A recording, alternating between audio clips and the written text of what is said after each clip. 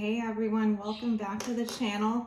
Before we dive in today's deep dive, I want to take a quick second for some much needed gratitude. A huge thank you to CoinShop Chris and Annie Oakley. Your support has been a massive part of why the channel is growing, and I'm so glad to have you both in my community.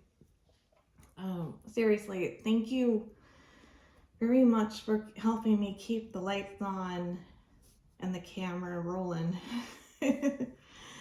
Now today's video was inspired by a comment that I received yesterday that really made me stop and think. It's about fractional reserve banking and the system, a term that usually sounds like a dry economic homework assignment, but the commenter suggests that it's actually a blueprint for how our entire world is run, from our food to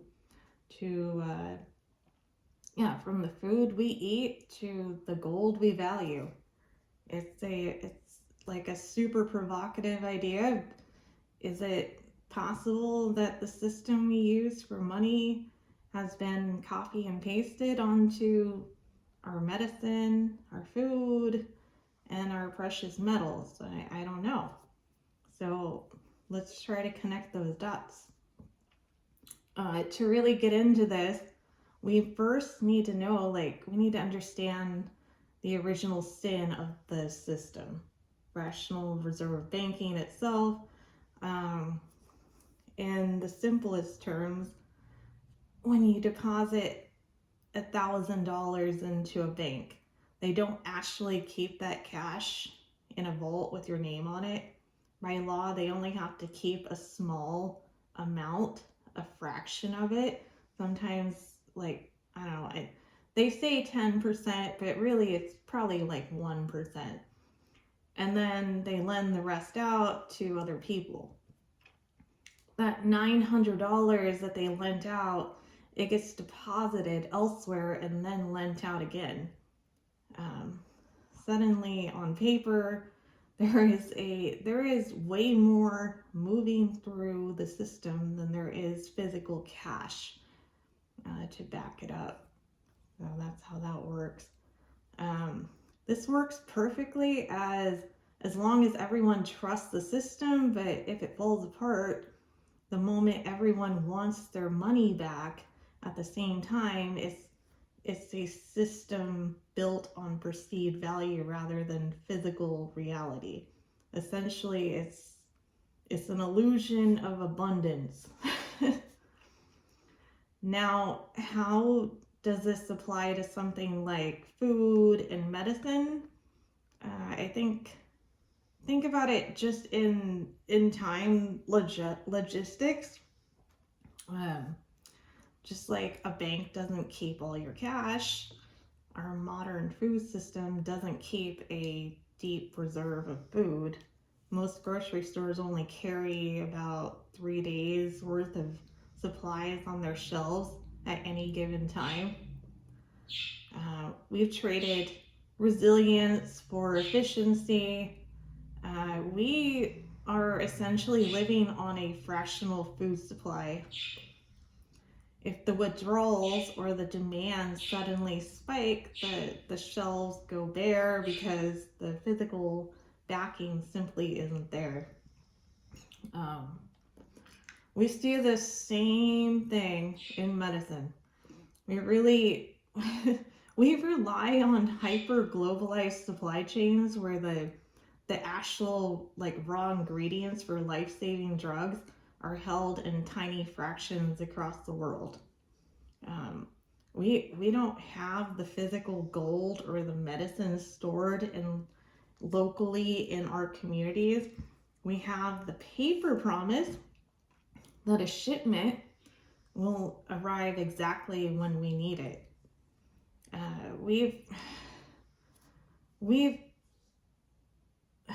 We've financialized our basic survival, betting that the delivery truck will always show up, and you just better pray. Then there's the point about silver and gold. This is where the connection becomes incredibly clear. Most people today who think they own gold or silver actually own it through paper contracts or digital funds. For every 1 ounce of physical gold sitting in a secure vault, there are only like potential dozens, if not hundreds, of paper ounces being traded on the same market. It's the exact same fractional system. If every person holding a gold contract showed up at the vault tomorrow and said, I want my physical bar, I want my gold, my silver, the system would likely just collapse because there isn't enough physical metal to cover all those paper contracts. Excuse me. We are trading the idea of wealth while the actual substance is spread dangerously thin. So a common thread throughout all of this is leverage. So we build a world where we promise more than we actually possess, and it makes the system look massive and powerful on the outside, but it also makes it incredibly fragile on the inside. So the goal of sharing this isn't to create fear, it's to help us see the patterns. When you understand that the system is fractional, you start to realize the vital importance of the start. Excuse me, I'm having a little issue here.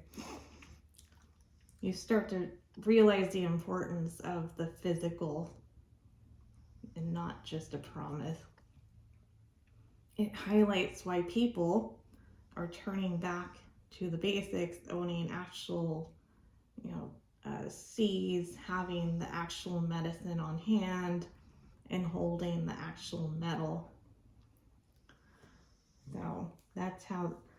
So I want to say thank you to that commenter. That was a great idea. Thank you for your comments. And if you like this kind of stuff, please like, comment and share and subscribe. Please subscribe. I've got like 80 something subscribers, and thank you again. You know who you are. Thanks again to Coin Shop Chris and Annie Oakley for the support, and thank you for watching and being part of the conversation. If this perspective clicked for you, let me know in the comments. Do you think this fractional system is a stroke of genius for growth, or is it just a house of cards waiting for a breeze, basically? I'll see you in the next one. Bye-bye.